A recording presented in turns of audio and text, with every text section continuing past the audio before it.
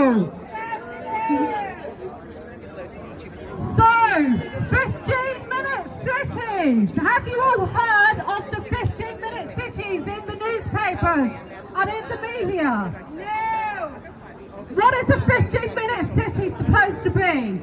They are telling us, councils all around the country, the government, the European Union, the United Nations are telling us that 15-minute cities are a return to a golden era where we had the doctors, we had our work and our jobs, our schools, we had the hospital at the end of the road. They're telling us we're going to go back to that golden era where we had it all at the end of the street. Doesn't that sound wonderful? But there's a catch, there's always a catch.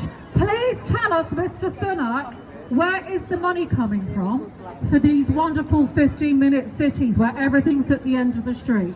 Because if you look on the Treasury website and you look at the government, you will see on their projections that there are huge public spending cuts projected for the next 10 years at the very least in this country.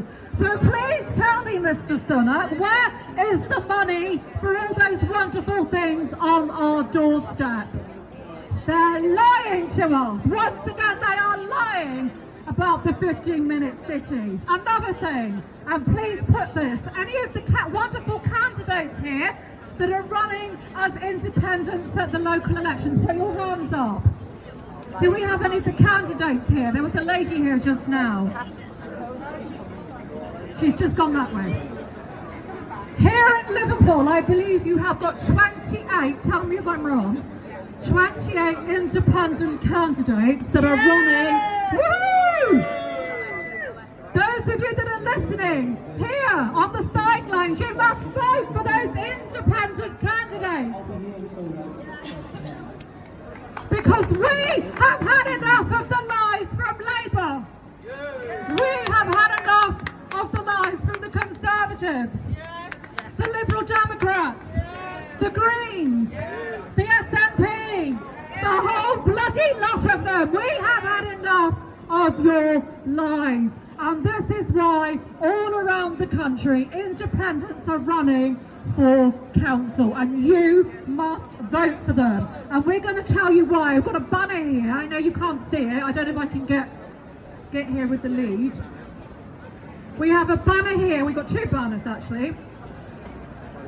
You need to liberate Liverpool. My voice today. Not used to this public speaking. I've had a bit of a break. Sorry, excuse me. You need to liberate Liverpool, and you need to liberate the United Kingdom, because if you haven't noticed, everybody, we're living in a tyranny.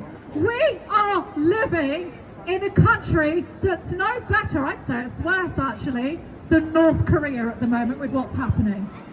It's insidious, it's creeping, it's a creeping tyranny where you don't notice, those of you that are listening on the sidelines, where you don't notice that it's creeping up on you, the tyranny in the United Kingdom. And the way it's going to work, there's two ways they're going to do it. After the last 3 years, you should be learning that they lie to you all the time. But we're going to tell you the two things that are happening now. The first thing is they're going to take away cash. They are planning, it's not just me, the mad woman on the corner shouting, the Treasury and the Bank of England are currently piloting. It's on their website, go and have a look. And do you remember last year when I came here and I warned you about this? They are now piloting it, they're doing it. That's less than a year, 9 months. Like a baby, isn't it? It is for them, it's their baby. 9 months, and they have brought in the Bank of England and the Treasury, they brought in a pilot for what they're calling central bank digital currency. And that means we are moving very quickly to a cashless society, and you should be very, very worried. Because, what about the what, sorry love? Big farmer. But they... You won't get paid in cash, will you? No. But we're moving to a cashless society, and what central bank digital currency means in plain English, without the jargon, if you read all the stuff on the website, is it means your money is going to be programmed. That is what it means. Programmable money. It means, and you know we've got an alarm on Sunday. What do you think that's really about? They're preparing you for a life where you take directions off your phone. That is what that's all about. They're normalising the idea that everything you can do in life, from where you can travel, how much money you can spend, what you can spend it on. We're looking at McDonald's again, because with this programmable money, there will only be certain things that you can spend your money on. McDonald's probably won't be one of them, I'm afraid. Sorry to disappoint you if you like the sneaky burger now and again. I don't know if that's you and me, George, but or my husband. No. You're lying, I know you like a sneaky burger. Who doesn't? But why shouldn't we? We live in a free society. We're supposed to. If you want to go and spend your money in McDonald's, you have the freedom to do that. If you want to spend it in the pub, that is your choice. If you want to spend it on diesel or petrol in a car, that is your choice. If you want to go on holiday in a plane and build up a so-called carbon footprint, we'll talk about that in a moment, what nonsense that is. It is your choice, not the government. We are not quite in that tyranny yet. We're almost there. Your choice, what you do. But with a cashless society and programmable money, you won't be able to do those things. Because what will happen, those of you with your phones in front of you at the moment, as up will come, when you go to pay for your burger, up will flash something on your screen, George, that will say, sorry, George, not today. You can't have that Big Mac today, George. Sorry.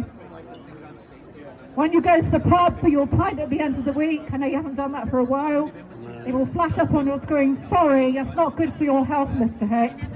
You can't have a pint this week. And so on, and so on. And it's laughable, but this is what's coming with programmable money. And I'm going to say something to all of you now.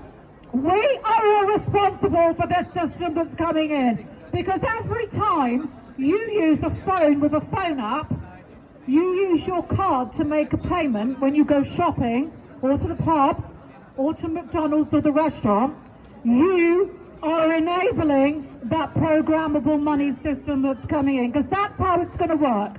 If you look behind you, now have you go at those people, they probably don't even realise, all the people on the screens in there in McDonald's, that is the future. That is going to be everywhere. Everything you do, you're going to have to touch the screen to get what you're allowed, not what you want, to get what you're allowed. So that is the future. That is why I go around the country, why I'm here in Liverpool today, asking people, please come and grab a leaflet from these wonderful people, asking you, please, use cash as much as you can. Get it out from the bank. Got a HS, I'm not in any way supporting HSBC, but get cash out from all these cash points. You've got a NatWest over there, HSBC, I'm sure you know where they are. Point them in the right direction. That way, yeah, you still got them here in Liverpool. If you don't use them, the cash points, there's a great big review going on at the moment with the big banks.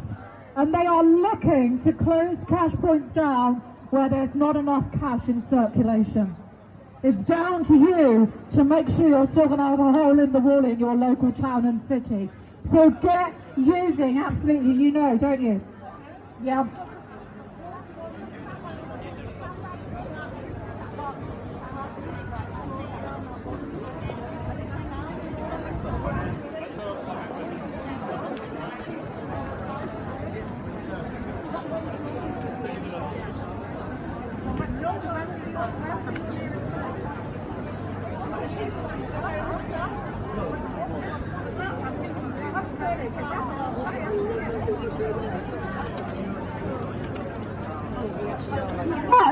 Ladies and gentlemen, this lady here, do you mind me sharing that what you said? This lady here is from Keswick, I hope I pronounced that right, in the Lake District, yeah?